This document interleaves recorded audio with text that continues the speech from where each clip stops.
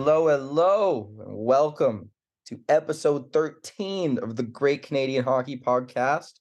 I'm James Parisi, as always. I haven't changed. I'm still the same person as I was last week, kinda, maybe, sorta. I don't know. I've lived. I've had a good week. And my co-host, Aidan Sarah. How you doing, Aidan? What's new?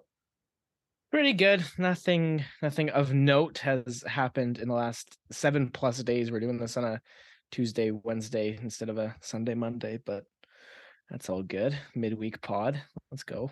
Definitely, yeah. So we got the midweek pod. I was a bit tired over the weekend. I haven't really been sleeping enough. Been getting the early morning shifts, so I'm a bit of a night owl. So Aiden took pity on me and said, "Hey, we'll let you get a couple hours of sleep. We'll come back at this in a Dude, few days, and you do I you ever feel a lot better." you looked like you were in rough shape, man. I was not about to force you to do this when you looked physically ill. I was not I would not have felt good about being like, James, we have to do this today with you in that state. So this was the better of the options. If our last episode was a 9 out of 10 by our standards, what do you think this episode would have been if I was in that condition? Oh my God, like 4 maybe? Ugh. Biggest carry job I've ever had to do. I literally would have just been lagging behind you. That would have been it.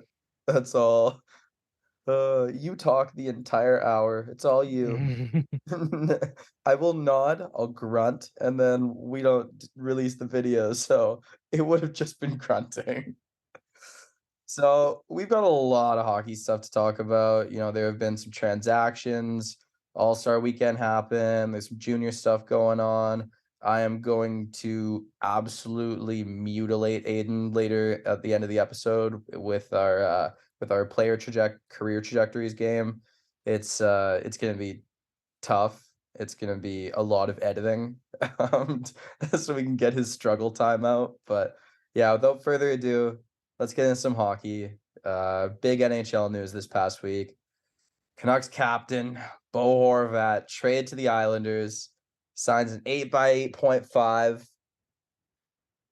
Let's hear the Canucks fans' thoughts before I say anything.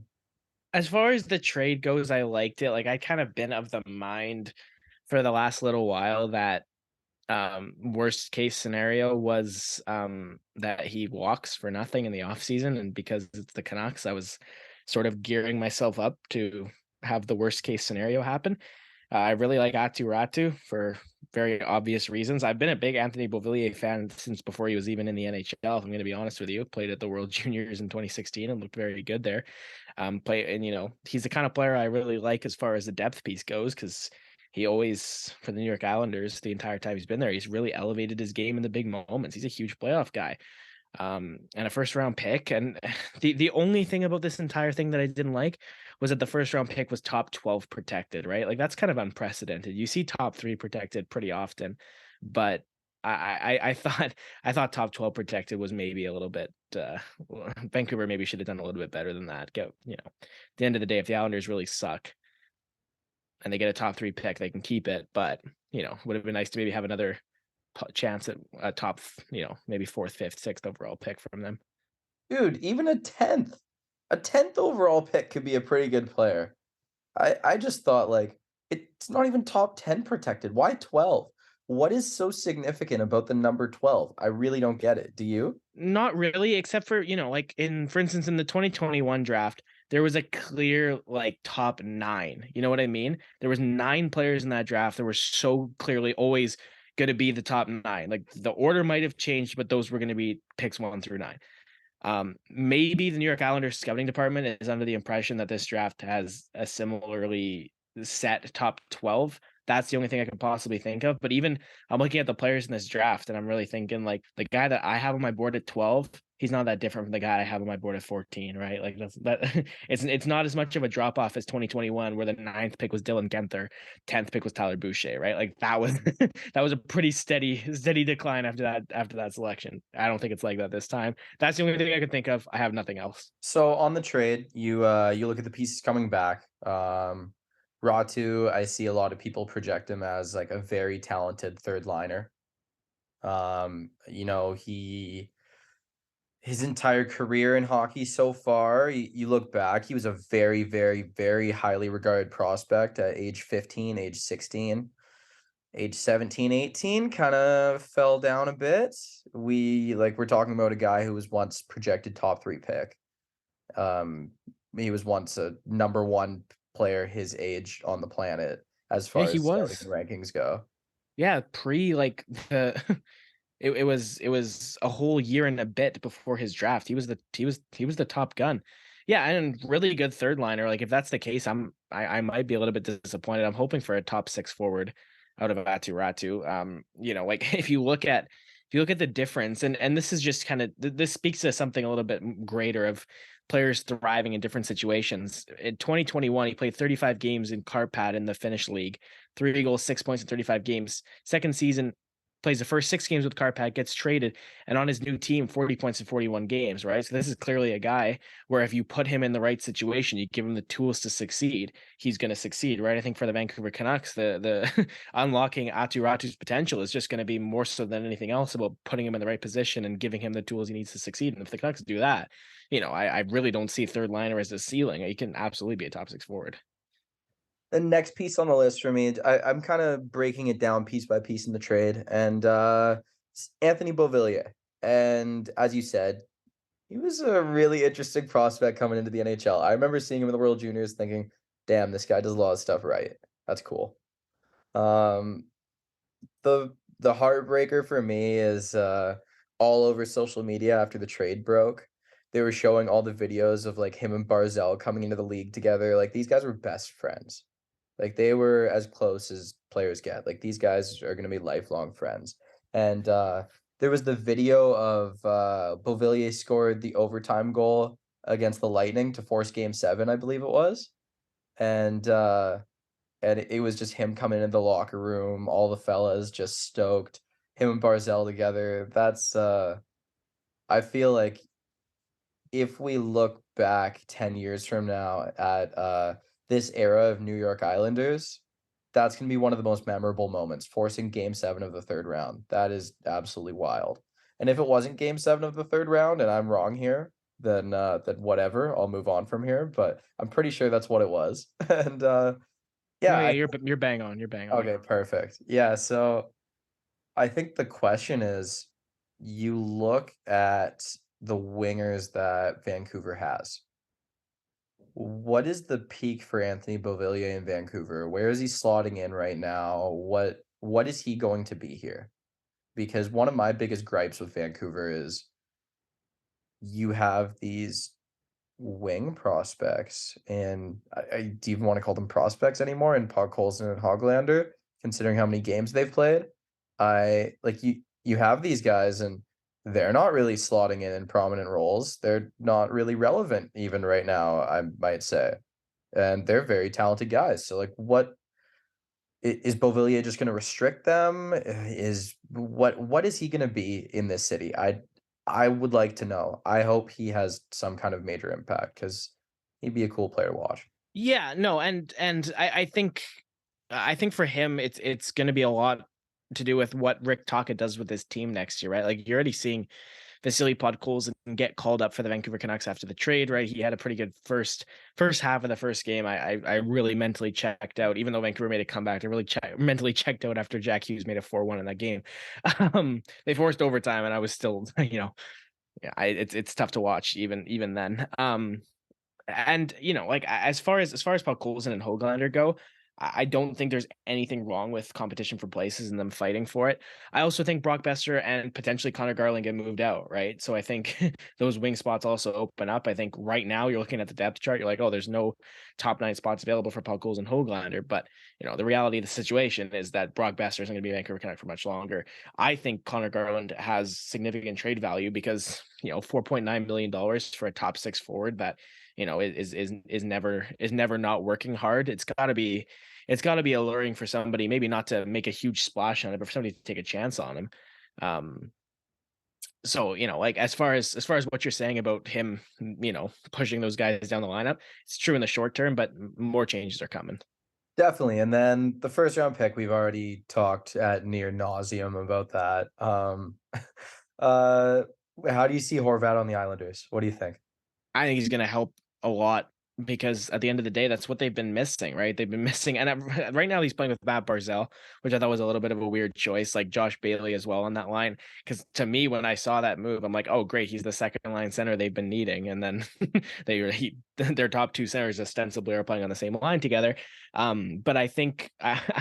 I think having a reliable scoring option aside from Barzell is good, right? Like they have a bunch of solid forwards who can Brock score. Nelson exists. I like Brock Nelson. I like Josh Bailey too. I've when they got Kyle Palmieri, I was a little bit, I thought they gave up a little bit too much. I thought he was going to be a little bit more impactful for them as well. But at the end of the day, if you look at how much money they're paying their forwards, they're paying to guys whose primary objective isn't to score. Like Jean-Gabriel Page is making $5 million a season. He's a great player, but he's not going to light the lamp. Casey Cizikas is on a decent number too. Like that fourth line, Matt Martin, Casey Cizikas, Cal Clutterbuck that they had for years. That was one of the highest paid fourth lines in the league, right? So that they have been known to consistently allocate those resources to guys who don't score. So I think for the New York Islanders to, not only not only make a big trade, but then break the bank on somebody like Bo Horvat, whose primary objective is to score. That's the trajectory this team needs to go on if they want to be successful again. Totally agree. And I've had a couple of people say to me like, why would they go acquire a big name rental or a big name player they're going to commit money to if they didn't even make the playoffs last year? And I'm like, well, hey, they made 2 of the last 3 Eastern Conference Finals, right? Like yeah, people have the memory of a goldfish in sports. Like, that team is built for playoffs, and their goaltending is only getting better and better as Sorokin turns into, like, a top 5 goalie in the NHL. It's a lot. So, honestly, I think both teams are better off for it, and I really like the trade overall. I think aside from the first round pick being so protected, I give both teams good grades on that trade. Yeah, me too. I gotta agree. I mean, obviously, I gotta. I had purchased 3 Canucks jerseys in the last couple years, and now 2 of my 3 are no longer with the team. My Pedersen one that's in my office is still, he's still going strong, but my Tyler Mott and my Bo Horvat ones are a little bit melancholy now to look at. I'm Kuzmenko one's got to be coming, so that'll that'll that'll soften the blow a little bit. Can't argue with that pick, man. But I think we should shift gears and talk about the NHL All-Star Game. I was working during the actual games themselves. I watched part of the final. No, no, I watched part of the first game with the Matthew Tkachuk hat trick. Yeah, that was the one I had. So that would be Metro Atlantic, and that was pretty cool. It was cool to see Ovi and Sid passing it around. It's not really something you get to see all that often, so I was a fan of that part, but I did watch the skills comp. I had some issues with it, a couple really annoying issues, honestly. I get that everyone usually really likes the breakaway, competition or event, and I know that a lot of people only tune into that event. So, I noticed that they decided, "Okay, let's sprinkle the breakaway challenge throughout the entire skills comp." So it would just be like, "Okay, we're halfway through this goalie challenge thing." The goalie event was just it was not enjoyable. That was a terrible watch. I still can't even tell you what it was about, and I don't even really wanna talk about it further than this. But, yeah, it would be like, "Okay, 3 things happen in the goalie challenge, now let's sprinkle a little bit of breakaway in it." And then Barkov goes and does some through the legs deke, and it gets saved easily, and then they're like, "Okay, back to goalie challenge." And then they're like, "Okay, here's another one."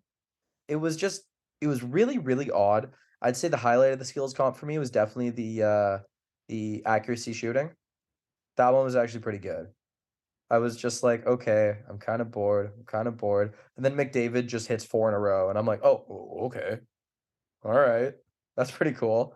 But, yeah, other than that, I'm gonna ask you this question in a sec, but I'm gonna answer it myself first. Like, I'll get your input here. Um, in terms of what I think they can do to make it better, I wanna go back to North America versus World. I think that's so cool, and I want it to be I want them to either do that or captains and drafted. because and the captains drafting their all-star teams made for such good content. Ovi, like, trying so hard to be the last pick in the draft so he can get the free car, like, that's stamped in my head, and, like, uh, getting a pretty stoic Nick Lidstrom as captain to be cracking up during the event while he's trying to pick these guys, like, that's pretty special to me. So, I think for us to get back to the charm and flair that were shown in these All-Star Game previews, where Jeremy Roenick is just being a rock star, or, like, there's Phil Kessel sitting there squirming, Yeah, I or remember Ovi he doing was all so this fun stuff, or, even going back, like, 5, 6 years ago, whatever it was, where, I think it was Jake Voracek grabbed Johnny Gaudreau and used him as, like, a puppet in the breakaway challenge. I thought that was hilarious. So, you know what? I just well, want things another up. that year, another player had, like, done that with their kid, I think, and so Voracek did it as if Gaudreau was his kid. It's funny, like, they're teammates now, that was before they were even teammates. No, I sorry, yeah, you're right. Like, I like North America versus the world, I don't mind that.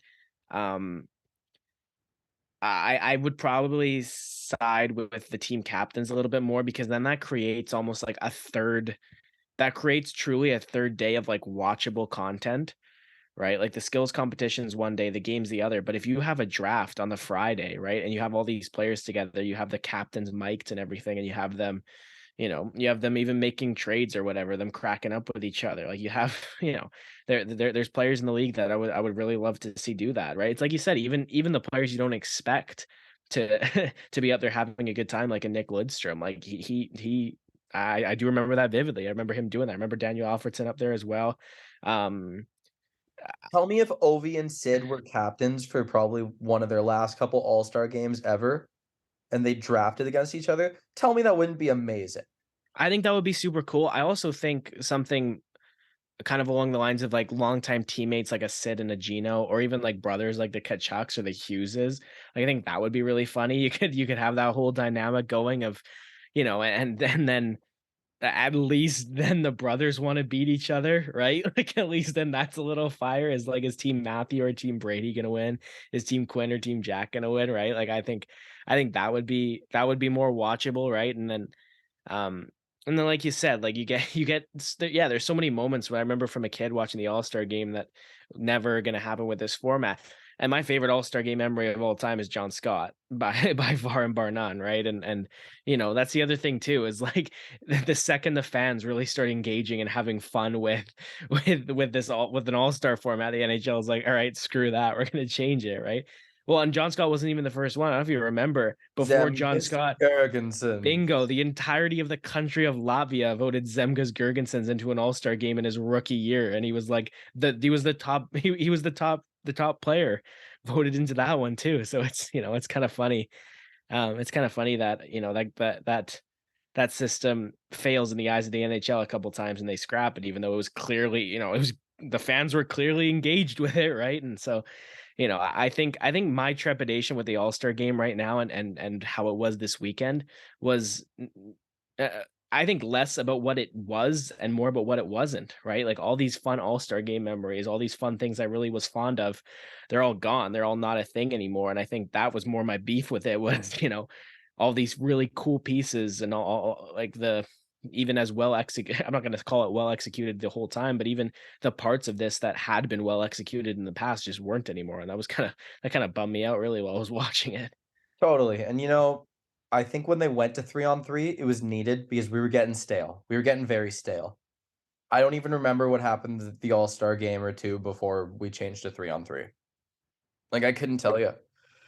And I don't know, I usually watch the skills comp, and I usually watch, like, part of the game, and then I look at what happened after, and that's not enough. That's not enough at all.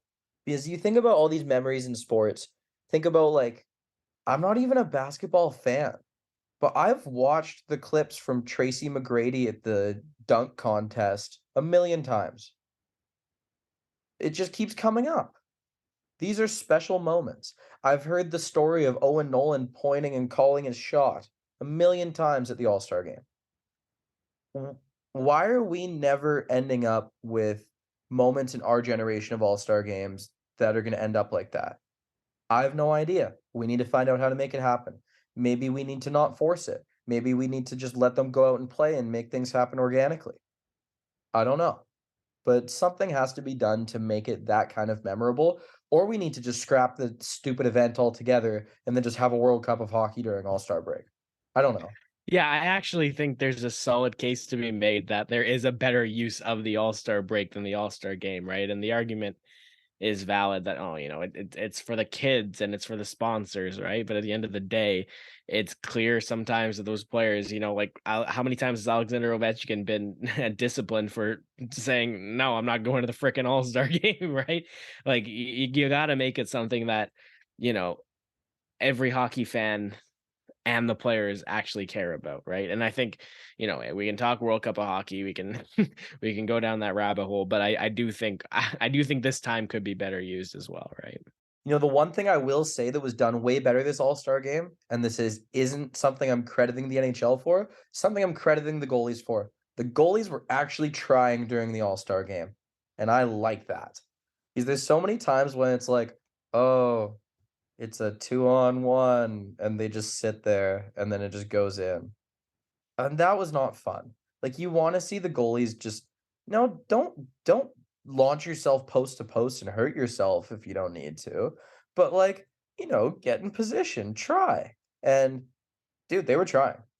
They were actually looking like they were present. And, like, you watch some of the players, Ovi was trying to score. Matthew Tkachuk was playing his heart out. The deserving win of the MVP for that All-Star weekend, but yeah, that is the one thing I will say was done better this weekend was that players tried, and I like that. No, I could see that as well. Yeah, Matthew Tkachuk, I thought, like he looked like he was trying too hard next to everybody else, but obviously, like that's the better of the two options. Is whether you're I'll gonna take it. try or I'll not take it gonna every day of try. the week. Yeah, totally.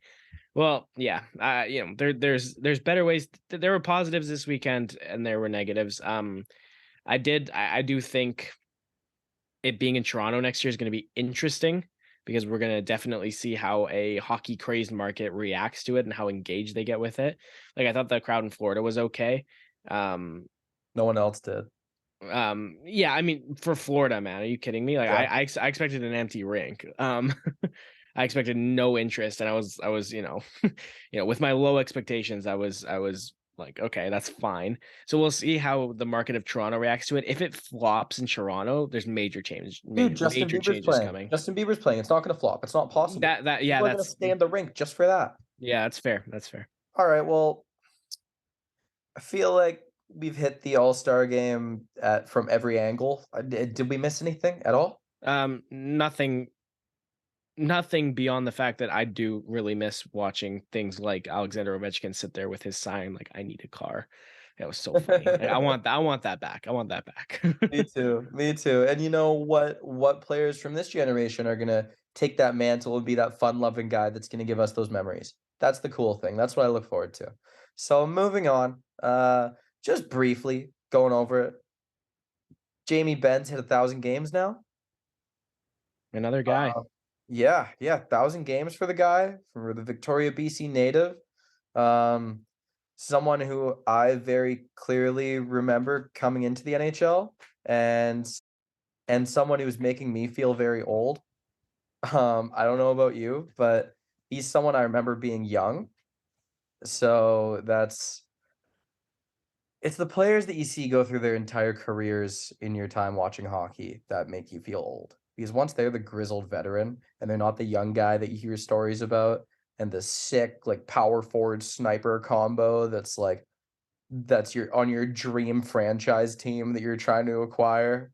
Like it's really weird for me, man. That like those were like the two cool young players from Victoria were Tyson Barrie and Jamie Benn. And now like Tyson Barrie's a dad. Jamie Benn's like played 1,000 games. Like, ugh. I'm just feeling old. Like I know I'm 24 years old, but that's just that one's hitting me. That one's hit me for sure. That's really all I have to say on that, other than congratulations to the Dallas Stars captain. Hell of a player, hell of a career so far, and it's certainly not done yet. When you think Jamie Benn, what's the first thing you think of? When I think Jamie Benn, the first thing I think of are stories I've heard of him that I can't tell on our podcast. Okay. The second thing I think of is taking the Art Ross trophy from John Tavares. Okay. And then number 3 that I think of is when him and Ryan O'Reilly were both holding out RFAs. This is a really random deep cut. So him and Ryan O'Reilly were both holding out RFAs. And there were all of the Luongo trade rumors, and then a bunch of people in sports media said that the Canucks were targeting a player that was a holding out RFA. And then I was like, and I was an Avalanche fan, so I was like, "There's no way he's going to Colorado. It's not happening. Lou's not going to Colorado. They have no need for him. They're not great." And so I was like, "He's going to Dallas. Jamie Benn's gonna be a Canuck." And I very, very, very clearly remember telling my friends, "I'll die on that hill. Jamie Benn's coming to the Canucks for Luongo." And that clearly did not happen. What were you insinuating? What were you asking about? I didn't name any of those, did I? No, I wasn't asking for like any specific reason. I was just wondering, yeah, because the two that I would have had was the 87-point Art Ross trophy, which is remarkable. And the other one was going to be 2014 Sochi Winter Olympic semifinal between Canada and the US. Jamie Benn scored the only goal of the game for Canada to beat the States 1-0. An Olympics that I think is underappreciated because it is still the most Damn right recent. it is. Yeah, still the most recent best on best Olympic tournament we've had. So, in Your retrospect, I know. classes shut down so you could watch it? We all went and watched it in our auditorium. I I remember faking sick in elementary school to be able to go watch the women's gold medal game because that was a weekday. I'm pretty sure I was at home to watch that semifinal as well. I know I was at home for the gold medal game because it was like at 4 in the morning, and I remember being up with my dad and us having to be quiet. Um, but yeah, Gold those were medal the two game that things. was rigged. It was rigged. That's a It was take. rigged. How is it rigged? Nicholas Backstrom, arguably Sweden's best forward at the time, Oh, wasn't allowed to play because he took allergy pills. yeah. The IOC though, man, like that's not that's not an anomaly for that kind of thing to be to happen, right? That's the IOC's anti-doping rules include a lot of things that are arguably not arguably not taking steroids. Just to be clear, I don't actually think it's rigged, but it was a damn allergy pill. Leave the guy alone. Well, what is it? They can't take one of Tylenol or Advil, right? I don't remember which one it is. I don't know if it's both. It's definitely one. But yeah, anyways, whatever. Moving on, we got a trio of contracts to talk about. 2 of them coming from the Washington Capitals, Dylan Strome and then Sonny Milano. You want to break these down? Yeah, I thought the Chicago Blackhawks, when they traded Nick Schmaltz for Dylan Strome, I thought it was a really smart trade. It looked Thought like so it was a too. real it looked like a really smart trade at the beginning They since got it. Brendan Perlini in the deal too, and Yeah, they did Perlini get was sick Perlini as that well. year. But yeah, his first season with Chicago, like Strome played 20 games for Arizona, 3 goals, 6 points, went to Chicago, finished the season 58 games, 17 goals, 51 points. He followed that up with 3 more seasons in Chicago, 2 that were quite productive and 1 that wasn't. But I was shocked they didn't give him a qualifying offer. Like, I know this was the offseason where Chicago made a lot of weird decisions and like was clearly gearing up for the tank. They traded DeBrincat for ostensibly Kevin Korchinski and not much else. Uh, but not qualifying this guy was a strange choice. He gets the 1 year like show me contract from the Washington Capitals, $3.5 million, and he shows him 52 games, 11 goals, 36 points. I've always liked this guy. I've liked this guy since he got drafted, right? I always kind of thought I always kind of thought there was going to be that risk of like, okay, yeah, he put up ridiculous junior numbers playing with Connor McDavid and Alex DeBrincat. But I liked his game, right? I liked his drive, his heart was always there. Didn't work out in Arizona. I thought it was going to work out in Chicago. It didn't, but I'm glad it's working out for him in Washington. Do you have a favorite Dylan Strome moment? Because I got one. Canada Sweden 2017 World Junior semifinal. Canada is leading 3-2 against a Sweden team that I thought was going to beat them. They had just taken their first lead of the game. I still thought Sweden was going to win that game, and it's 4-on-4, and Strome kind of takes a pass at the top of a circle and like flicks it through traffic, and it goes all the way in along the ice through the legs of the Sweden goaltender. I think it was Sandstrom, but I'm not sure. And that made it 4-2, and that was like the moment I was like, okay, they're gonna win. Like they're good. That's a good one. That one comes to mind for sure. But my favorite moment was somehow flicking on the OHL playoffs. I have no idea what channel they were on or how I was watching them. And Erie Otters captain Dylan Strome and a bunch of the boys all dyed their hair blonde for playoffs. And they all had blonde flows streaming out of the back of their buckets. And it was clearly like Walmart blonde hair dye and and like it was rough, like it was practically yellow on all of them. Like it looked like they were trying to go Super Saiyan, but it was awesome. And I just thought like, man, if I got to play junior hockey, I'd totally be spearheading that operation. Like that's exactly what I would do. No, like 100%. 100%. And then on just one more note on Dylan Strome, also when the Hawks acquired him, it was genius. Him and DeBrincat had so much chemistry in junior. His price was low. He wasn't really working out in Arizona. And when paired with Alex DeBrincat, he played phenomenal. There was a Kane DeBrincat Strome line here and there. And then Hawks coaching staff would just break it apart. They're like, oh, there's some issues with the rest of our forwards. Let's break up the one line that's doing perfect every game and just ripping points for us. I had Dylan Strome in fantasy that year. Picked him up from free agency. He was an absolute killer. And yeah, no, they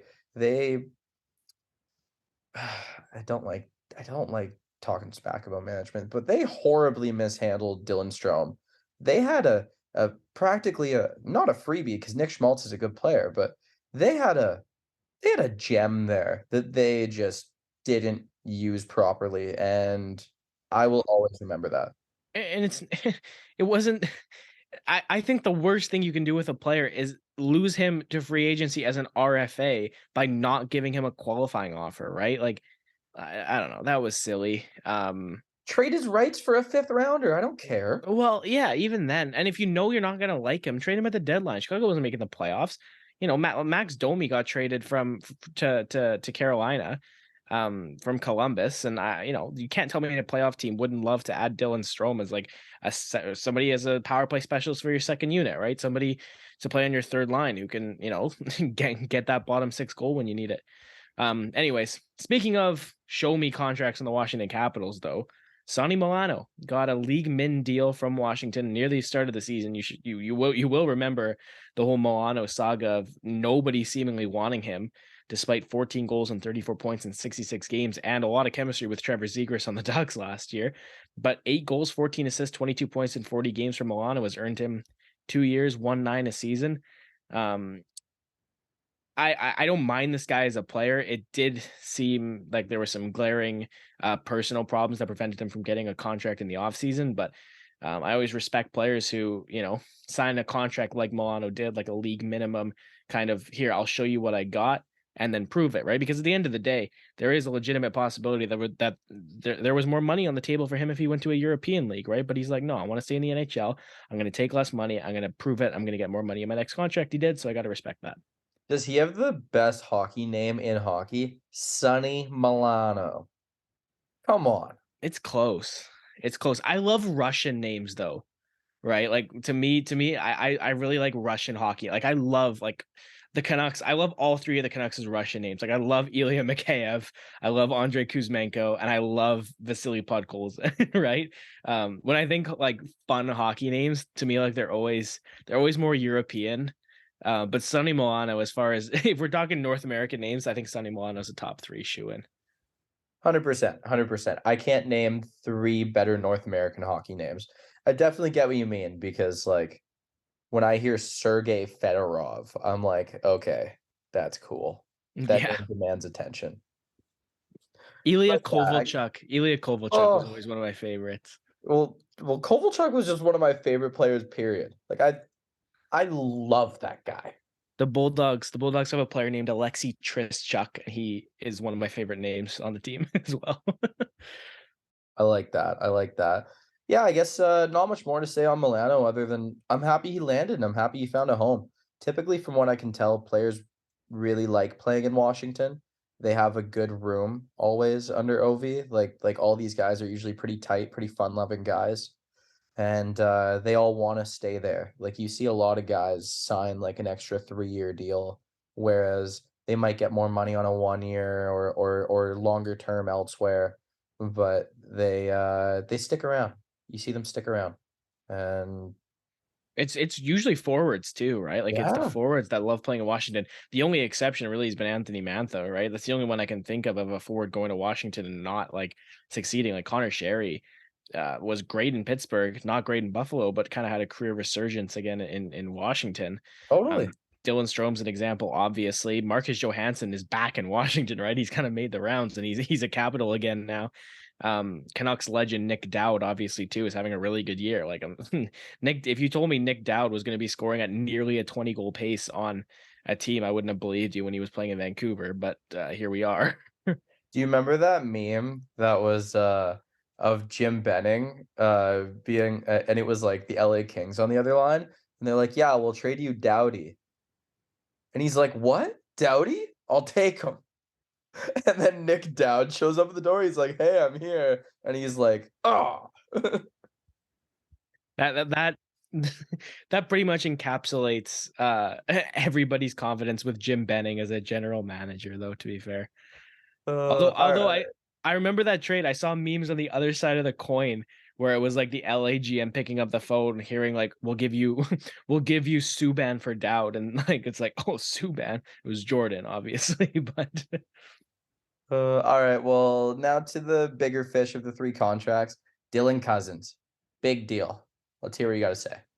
earned it as far as showing that he is going to be worth it, right? Like this season, man. Dylan Cousins, and obviously he's playing in Buffalo, right? Tage Thompson, Rasmus Dahlin, Alex Tuck, and Jeff Skinner all ahead of him in scoring. And if you think about guys like Tuck, Thompson, Dahlin, it's breakout seasons for all of them, right? So Dylan Cousins is going to kind of get pushed to the back burner, but he's got 17 goals and 26 assists for 43 points in his first 49 games. Last year's a rookie, 13, 25, 38 in 79 games. Like, again, I've talked about this. I love guys where you can see that they are getting better and better and better as their role is increasing, as their confidence is increasing. Dylan Cousins fits that mold. Point per game players are absolutely worth $7.1 million, especially guys that have the ability to play a strong two-way game down the middle, right? Like, obviously, I like Dylan Cousins day one for me, right? I remember when he was with the Lethbridge Hurricanes in the WHL going into his draft year. I had Cousins at 3 on my draft board that year. It was Best for me. nickname in hockey. Pardon? Best nickname in hockey. What is it? You know what it is. The workhorse from Oh, Whitehorse. okay. A broadcaster saying something over and over again doesn't mean it's a nickname, okay? Like, when I hear nickname, it's you're in the room and the boys are calling each other a nickname, right? It's not just Gordon Miller saying the same thing for the entirety of one World Junior tournament. That's a nickname. Sure. It'll Anyways, never point. be erased. No, it will never be driven out of my head either. Like, that was incessant for that entire COVID tournament. As much as I love Gordon Miller, it was it Damn right was it was. yeah, it was overdone. But yeah, Cousins in 2019, I had him at 3. I had Jack Hughes, Cabo Caco, then Dylan Cousins in top 3 in that draft. And I think I stand by that he's going to end up being one of the 3 best players in that draft. I maybe not behind Cabo Caco, but he's really turned into a player, and I you could always see it with him, and I'm not surprised he's getting rewarded. Totally, deservingly so. I got a friend who's a huge Sabres fan, he loves him. Dylan Cousins is a monster in our fantasy league, likable player to cheer for. Yeah, really all I have to say on that. I can't wait to see what he does going forward, and I have no doubt in my mind that he proves himself on this deal. He's He's gonna be one of those guys. He's a core piece in Buffalo and a part of a very exciting core going forward that's gonna be some awesome offense for us to watch every year. Like, they're third in the league in goals right now, I'm pretty sure. So, like, that's pretty wild. If you would've told me that last year, I would have laughed. But yeah, it's, we can move on from there. We I just was gonna say, I think it's too soon to do it. Eventually, we'll do a 2019 redraft. Where would Dylan hmm, Cousins go? Whereas it's still too it's too fresh way of a too draft. early. But I do want to do, James. We got to do this. I want to do. Speaking of the Buffalo Sabres, why I thought of it. We did a 2017 Jason Robertson esque one. We got to do 2016. Where does Tage Thompson go?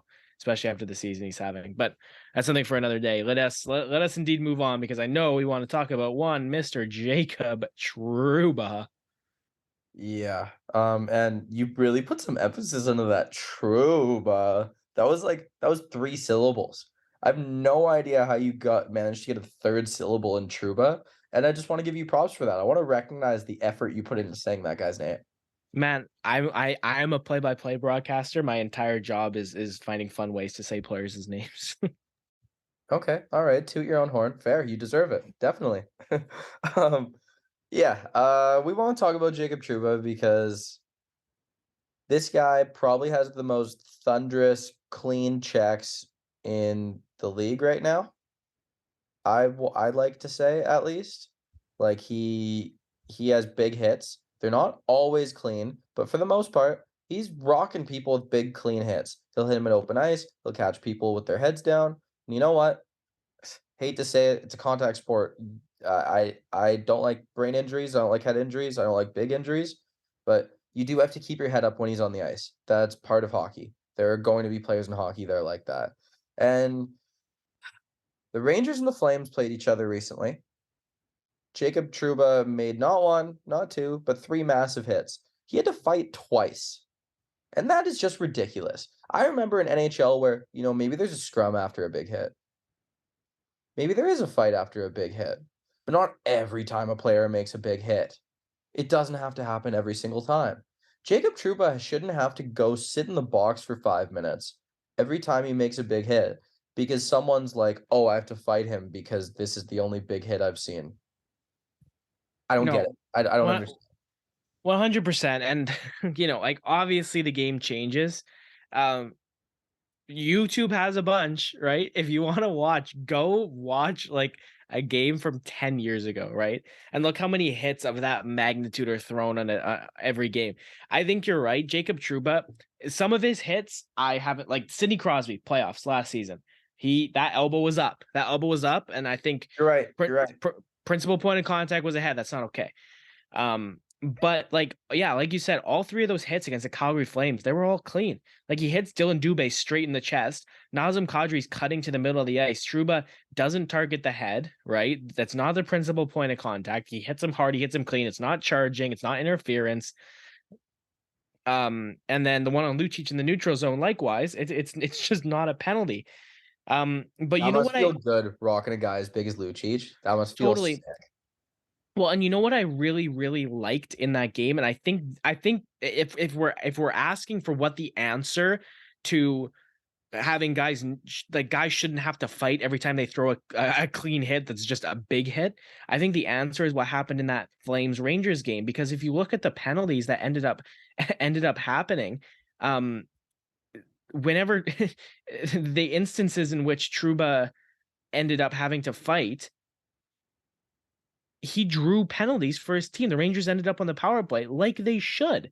Like, Dylan Dubé got an instigator and a misconduct after Trouba hit Lucic, right? In the first period on one of Trouba's hits, it wasn't an instigator specifically because the instigator does come with a misconduct, but it was roughing against Chris Tanev. So I think that's the answer. I think that has to be the case. Is if a player steps up and throws a big hit and somebody is skating towards them, dropping their gloves, that player gets the instigator. They get the they get the extra 2, they get the misconduct, right? Because that's what'll stop it. And you know what? Like, if the other thing too that I support is, I know Trouba's a tough guy to really catch because he's big, he's strong. But you know what? The next time Jacob Trouba's carrying the puck through the neutral zone, I want to see Milan Lucic trying to hit him with a clean hit, right? Like, or you know what? some other like have the game get chippy within the rule book rather than every time one hit is thrown, it's this massive ordeal and it's a yard sale. All the gears going flying, right? We're getting guys tackling each other, right? Like it's just it's like you said, it's a clean sport. It's not only a clean sport, it's a sport in which for so long, like hitting was such a valuable part of it.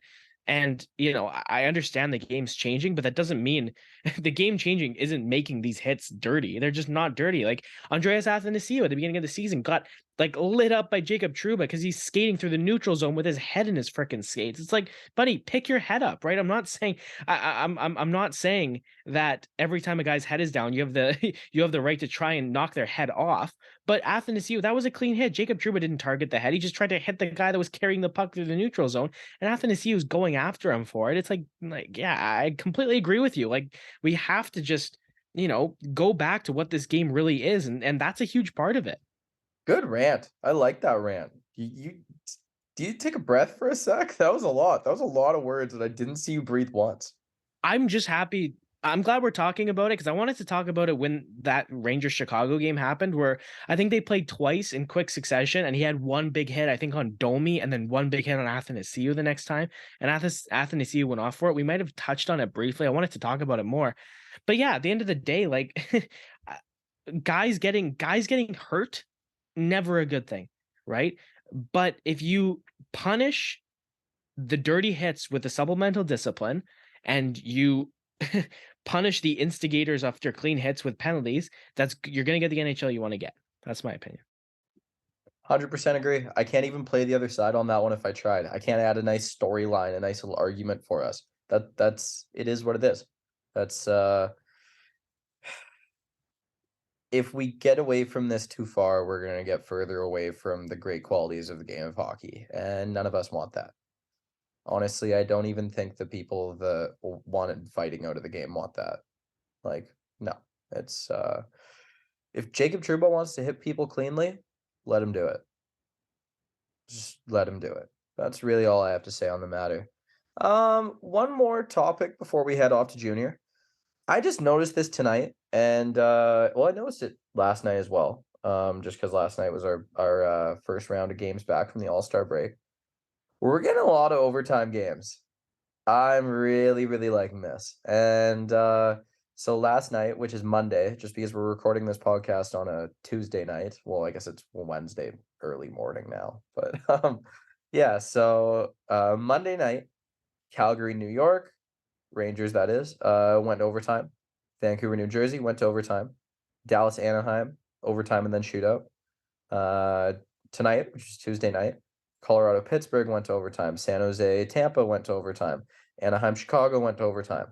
That is 3 out of 6 games each night. That's a nice stat. I like that. That's 50% of the games. So I have a bit of a theory. It's not really a far blown theory. It's not even much of a theory. I think it's just fact realistically. But games tighten up after the All-Star break. These points are getting more and more valuable. And some of those teams I named, like Anaheim, they're out of the mix. I get that. But the rest of these teams, they're jockeying for position. Some of them aren't even in a playoff spot. Some of them are fighting for their lives right now. And if you lose some steam this time of year, you drop 3-4 in a row in regulation, that ends up being ground you're going to have a hard time making back up, especially if you're in that 4th, 5th spot in your division and you're really just fighting for your life already. So I look at Pittsburgh and Colorado. That's the first game that jumps to mind because, as we know, I'm a biased Avs fan and I think about Colorado Avalanche 24/7. We know that. That's been established. But going into this game, Colorado is 4th in the Central, Pittsburgh 5th in the Metro. Those are 2 teams that desperately want points. And so you can see Colorado going into the waning minutes of the 3rd period. They're up 1-0. Pittsburgh's going to do everything they can on this one. Pittsburgh ends up winning 2-1 in OT. Awesome. They battled it out. Good storyline. Great work. Sweet. I think maybe not 50% of games every night, but I think we're going to continue seeing a very strong portion of games going OT and sometimes even the shootout, just because we're at that time of year, man. I don't think there's going to be as many of the big blowouts. And if there is, it's gonna be teams going back and forth, and one of them just gets away from each other. Yeah, I guess that's really all I have to say on that. Did you have anything? I feel like I covered every base there. Yeah, no, nothing really to add specifically about that. The one thing I will say is that despite how many games have gone past 60 minutes, I like the fact that only one has gone to a shootout. Personally, I'm not a big shootout fan. I think that's been I think that might be the best thing that hockey has done in terms of like rule changes and changes to the format of games, right? Like I love the fact that in the World Junior Gold Medal game, you will never see a shootout again. Oh, it was so stupid. Olympic gold medal games you shouldn't have a shootout decide an Olympic gold medal game, right? I love the fact it's not. I've always loved the fact it's not in the playoffs. But you know, the move to 3-on-3, I think, has been good for that reason, right? And you know I completely understand the argument against 3-on-3 being, you know, it's such a different game from the 60 minutes you play because it just is. But I think if it's a measure to reduce shootouts, it's a good thing, and it continues to be a good thing. It's very exciting. And yeah, it's like you said, like I'm totally okay with the games going to OT. I'm just happy with them finishing in OT, quite frankly. Alrighty. I don't like that I said alrighty, actually. I'm gonna cut out the alrighties and go back to alright. There's not gonna be any more alrighties. Call me on it if you hear another alrighty, because I don't want to make that one a habit. That sounds corny. That's some Ned Flanders stuff. I don't want to do that. But yeah, I think that's all we got for NHL stuff for the most part. Let's move on to some stuff in junior. I know Aiden's done a little bit more looking into things, and Looking into things. I mean, looking into things. Come on, man. Like it's Connor Bedard. Yeah, Bedard was in Alberta. He was in Red Deer, sold out the PV Mart Centrium in Red Deer. And then he sold out the Scotiabank Saddle Dome in Calgary. You can correct me if I'm wrong, James, because I might be. I might be. This was a while ago. I do not remember the Connor McDavid going around the OHL having the same notoriety as Connor Bedard going around the WHL having this season. he did not. That's fact. And I believe the Scotiabank Saddledome holds 19,000 people. I Something bel close to. Yeah, yeah. So close to 19,000 people going to see a junior hockey game. That is absolutely nuts. I've never heard of that. Like World Juniors, yeah, sure. Sweet. Yeah, that'll happen. Not just a regular season dub game. No. I don't care if it was Gretzky in the dub. Come on. And, yes, I know Gretzky did not play in the dub. I'm just giving an example. But I feel like I feel like I really needed to clarify that because that's one we get eaten alive for. But, yeah, I it's just mental, do you know offhand what his point streak just ended at? I knew it was something ridiculous. I know it was in the 30s. They're 35. It ended at 35. Oh, that is wild. Well, he didn't get a point every game for the rest of the season, so he's a bust. Yeah, I don't really have anything else to say on Bedsy. What, he's sick? We know this. We've been over this. Yeah, he's getting the eyes, obviously. Yeah, speaking of Connor Bedard, it means we're speaking of the WHL. And speaking of the WHL, I have a Memorial Cup favorite, James. It is the Seattle Thunderbirds, who just were assigned Dylan Guenther from the Arizona Coyotes. That's interesting. So Seattle made a trade with the Edmonton Oil Kings at the WHL deadline for Guenther's rights, trading a bunch of conditional picks away. And the condition on all of them were obviously if he gets assigned to the dub, we get him and you get all these picks. And he did get assigned to the dub. So he hasn't played for Seattle yet. But this was already a Seattle Thunderbirds team that were looking very good. They have a bunch of great players on this team. And not only didn't have they had a bunch of great players all season, they've added not just in terms of, like obviously Genther is getting added, Brad Lambert as well. And that's one guy that I was shocked to see went to the WHL. He was in the AHL with the Manitoba Moose, only 2 goals and 3 points in 14 games. And instead of going back to Finland, the Jets decided that the best thing for him to do, he was still WHL eligible. He's only 19 years old, was to go play for the Seattle Thunderbirds. He got 4 goals and 7 points in 6 games. And maybe I'm reading too much into this, James. You can correct me. I saw on Brad Lambert's Instagram yesterday, he posted a photo of him playing for Seattle, and it had like the video game controller emoji as the caption, which is kind of just to me him saying that he's playing in a league where he feels like he's a video game character, right? Because he is. He's so dominant in the WHL. I just thought it was funny that I saw that yesterday. We're talking about him today. But yeah, Seattle with Thomas Milic, the Canadian World Junior goalie in net, to me, that's my Memorial Cup pick. They got a great defense, they got great forwards, great veterans, great young guys. Like this is a team that isn't gonna get beat. Is there a better team in junior hockey right now? The Winnipeg Ice would be the only one off the top of my head that I would think, maybe. I mean, aside from Seattle, who are the best teams in junior hockey? Like, who are they gonna be competing if they go all the way to the Memorial Cup, if they're purging through the WHL playoffs? Well, Kamloops is hosting, right? They got Logan Stankoven, so they are in the Memorial Cup automatically. Out of the other conference, the East and the WHL, you got the Winnipeg Ice and the Red Deer Rebels. Winnipeg looks very good as well. I think if any team is going to win the WHL, not named Seattle, it's going to be Winnipeg. That's even with as much as I've seen Red Deer play this season. Out of the OHL, we don't really have as dominant a team, in my opinion, as you do in the W. The Ottawa 67s are leading the way with 74 points. And then the QMJHL, that's when it's always super hard to judge, right? Because sometimes the QMJHL is a lot stronger than other years. The Quebec Ramparts have 83 points. They're 46-3. So that record jumps off the page at you. But sometimes the difference in skill between those leagues varies from year to year. And sometimes, this year the WHL is very strong. Some years it's the OHL that's dominant. Some years it's the Q that comes out on top, right? You never really know. Totally. I look back to when I was paying the most attention to junior hockey, the Q was sick. I think, like, when guys like Grigorenko were in the Q and, like, Nikita Kucherov tearing it up, like, the Q was filthy. You had all of these guys that were just sick offensively coming out of Dude, there. It was I can't awesome. believe I can't believe you said Grigorenko and didn't say Nathan McKinnon, who was around the same time. Halifax Mooseheads, Nathan McKinnon. That team was awesome. McKinnon and Drouin together was unreal. Halifax always has some great players on that team, though. Well, don't I talk about Nate Dogg enough?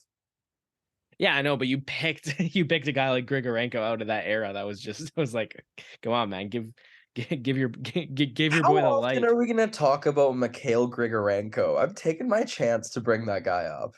I don't know. I don't know. That's a random that's a very random player. Not random to me. Not random to me. That guy has sentimental value for me.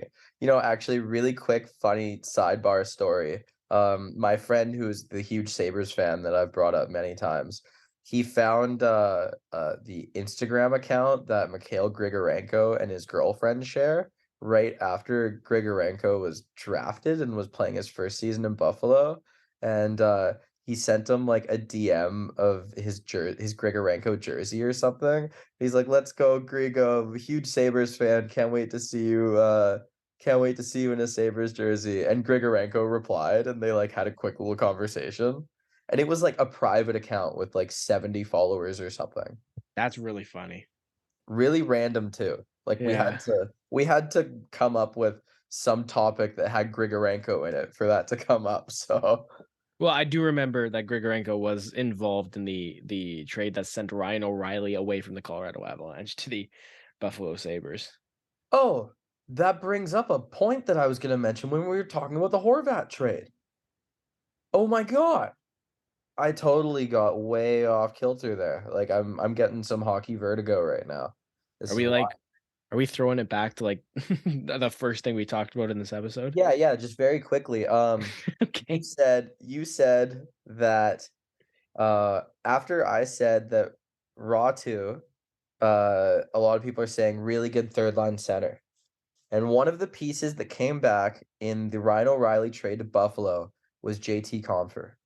And the Avalanche probably wouldn't have won the cup if not for JT Compher really stepping up and playing so well against other teams, playing such a strong two-way role and a scoring threat when needed.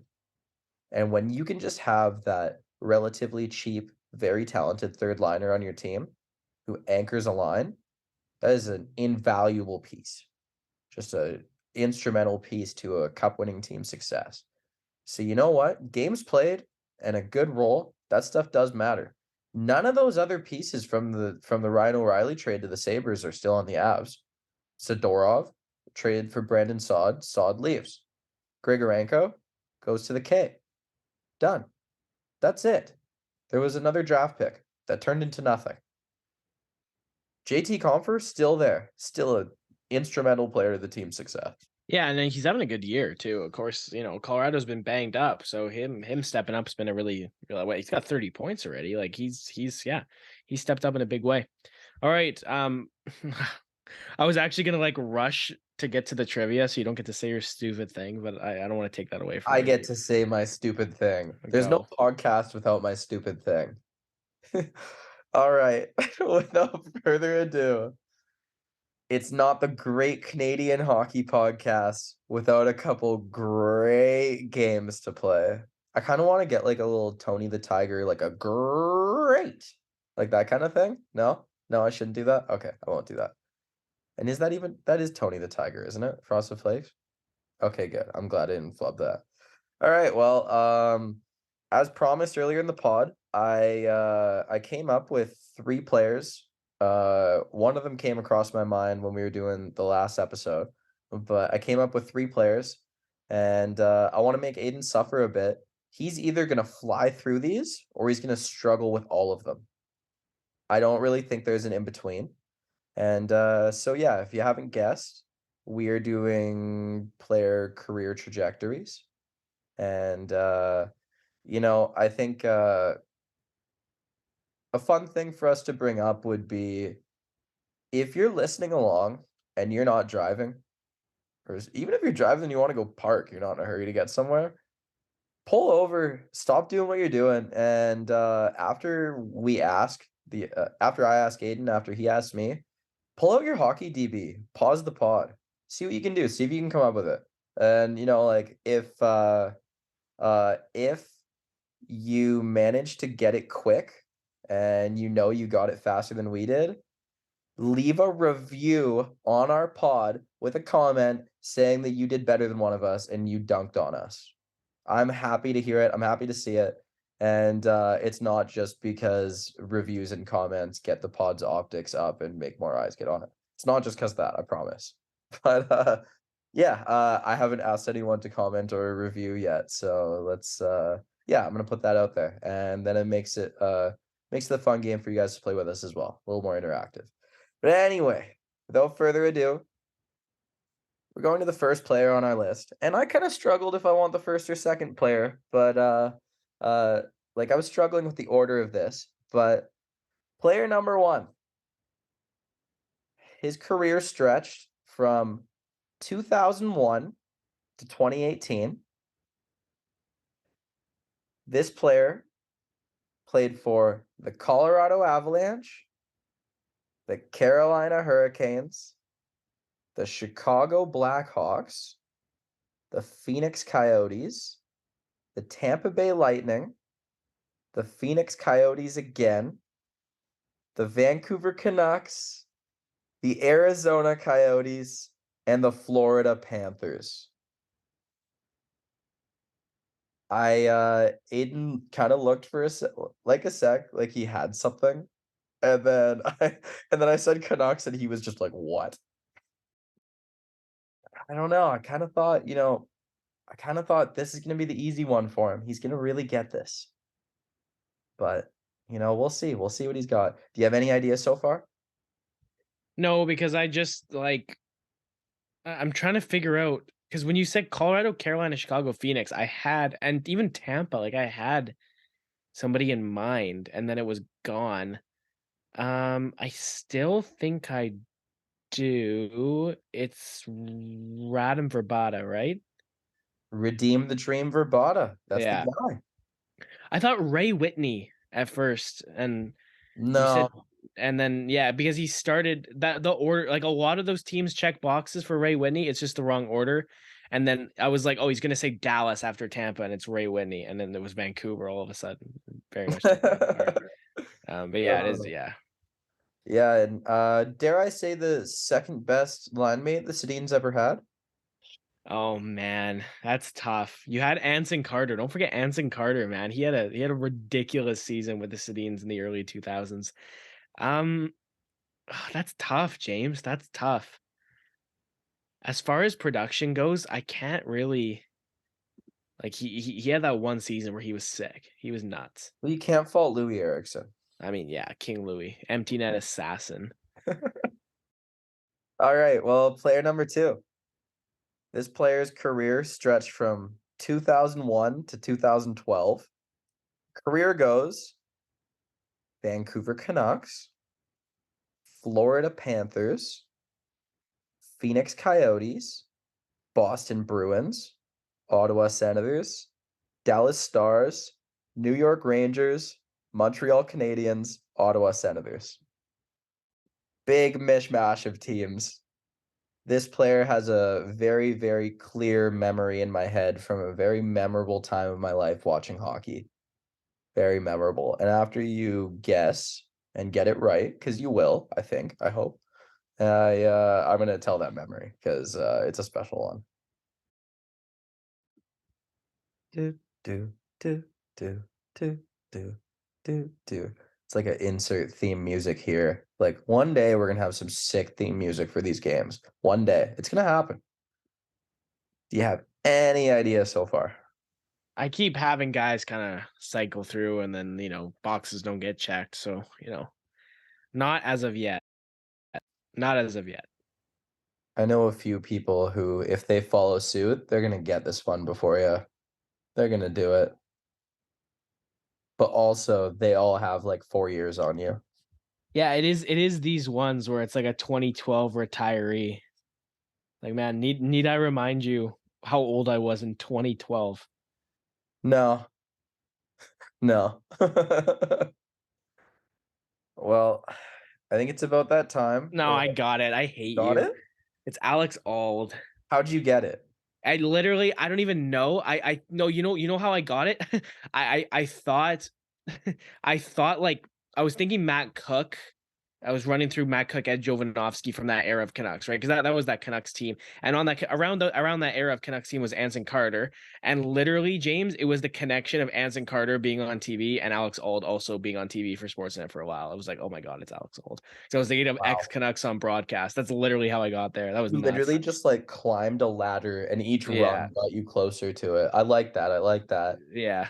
Yeah, my hint was going to be I was gonna reference the memory I have because one of the first playoffs I ever very, very clearly remember watching is when Alex Ald had to fill in for Dan Cloutier in the playoffs. And my uncle was a huge Alex Ald fan because of that, because he thought that guy went in there, hopped in that crease, and played his heart out for the Canucks. And and then they got rid of him a couple years after.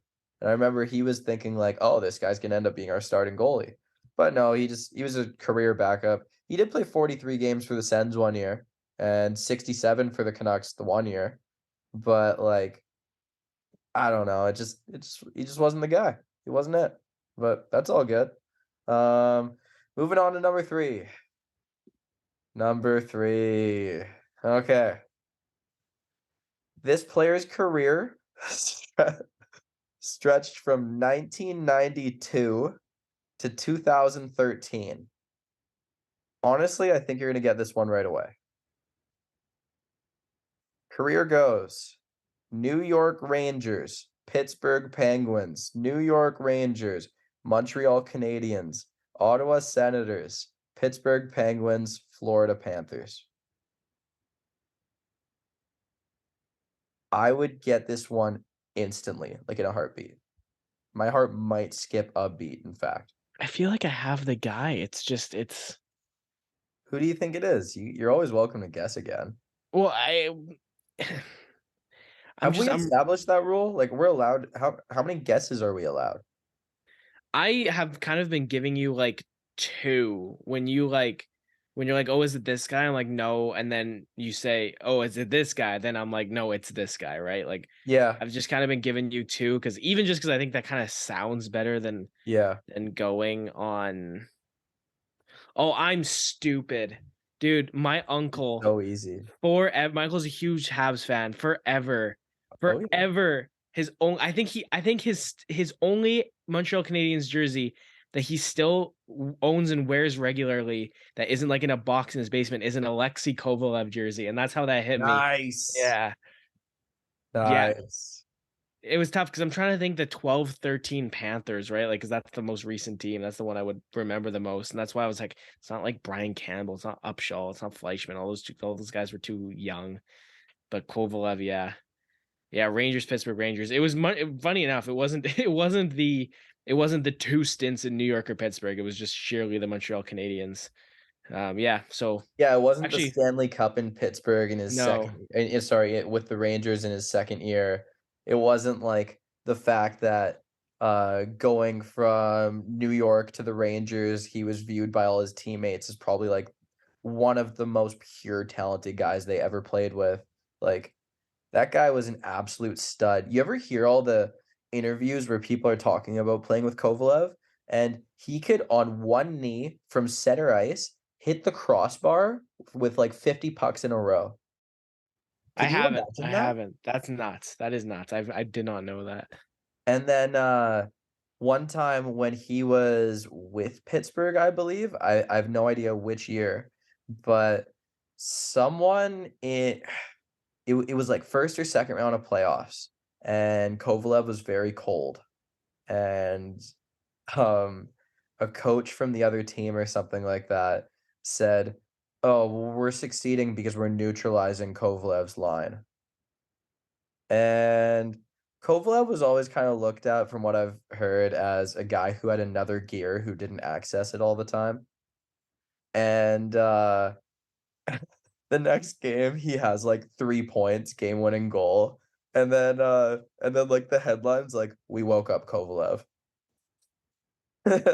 Like, I will always remember that, like, and then I guess my most recent memory of Kovalev is, he played a handful of games with Jonathan Huberdeau in Huberdeau's rookie season.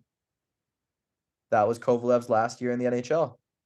Um, Funny thing though, in the Swiss B League, 4 years after his last stint in the NHL and 3 years after his last time playing pro hockey, he hopped back in and had 10 points in 11 games. Hadn't played in 3 years, but he's like, "Ah, screw it. Why not?" Yeah. So I thought that was That's pretty awesome. cool. That is awesome. But I know before we go, whoa, this is gonna rhyme really hard. You wanna say goodbye to Bo. Oh man, did you do that on purpose? No, dude, that was a complete accident. Yeah, I mean, I didn't want to. I kind of wanted to push this to the end because I didn't want to like take up the trade analysis with this. But like in terms of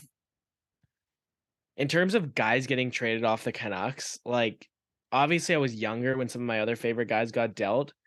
Um, but this definitely hits the hardest, man. I remember I watched his draft, right? I remember watching, like I'm still a pretty relatively young guy, so there's not a lot of guys where it's like I remember their entire career from draft to when they leave the team, right? Especially somebody as notable as Horvat. But I remember Gary Bettman getting up there when Jersey had the ninth pick in New Jersey, going, we have a trade to announce, and it was Corey Schneider to the Devils for the ninth pick. Vancouver picks Horvat, and I remember his rookie year, first goal against Anaheim. I remember in first playoff goal against Calgary that season as well.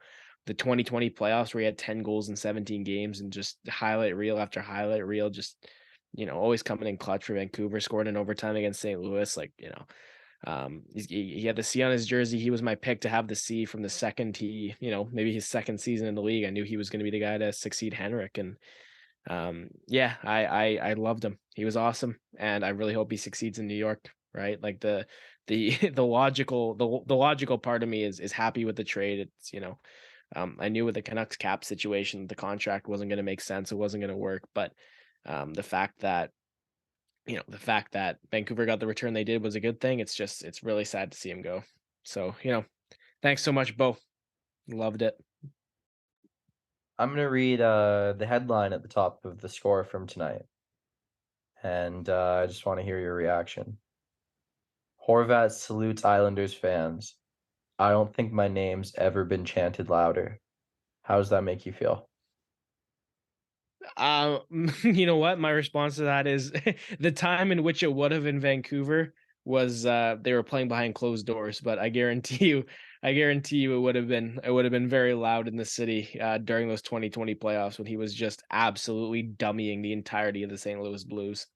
Perfect. Well, yeah, I completely agree. And just to put a little bit of context in it, he scores first goal from the Islanders and first goal with the Islanders rather.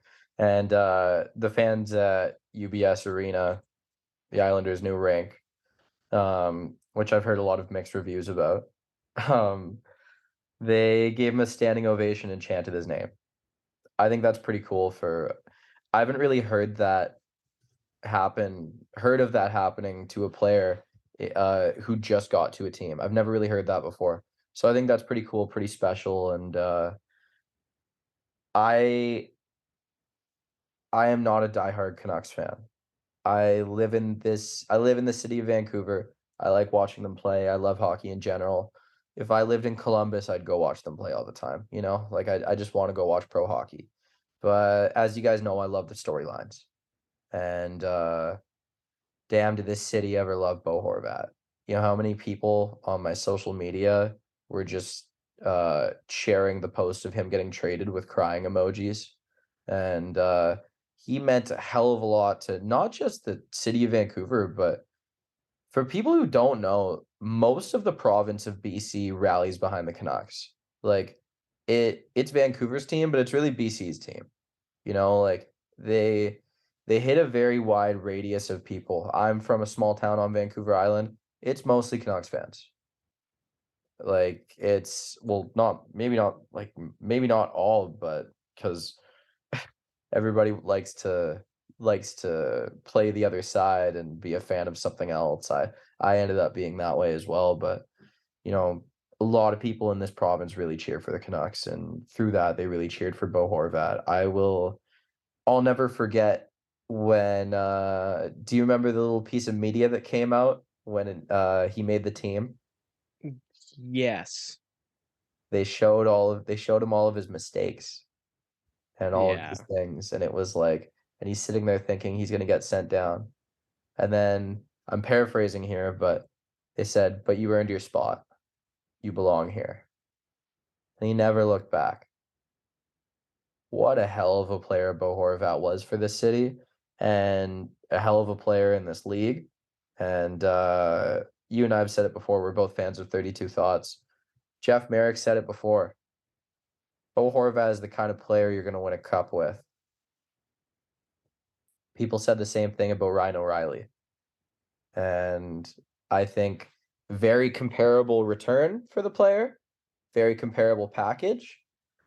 Ryan O'Reilly got traded to the Sabres, signed a big extension. He did not finish that contract with Buffalo. He was traded to the St. Louis Blues and won a cup. You never know. I really hope Bo Horvat wins a cup one day. Who knows where it's gonna be if it happens, but I'll be rooting for him. Anything else to note, buddy? No, I think we're good. All right, well, thanks as always for listening. We are firmly past the 12 episode barrier, so you won't hear us talking about the significance of an episode until we hit like 100 or something like that. Knock on wood. But yeah, thanks as always. Um, yeah, I'll see you guys in the next one. So without further ado, let's roll that outro.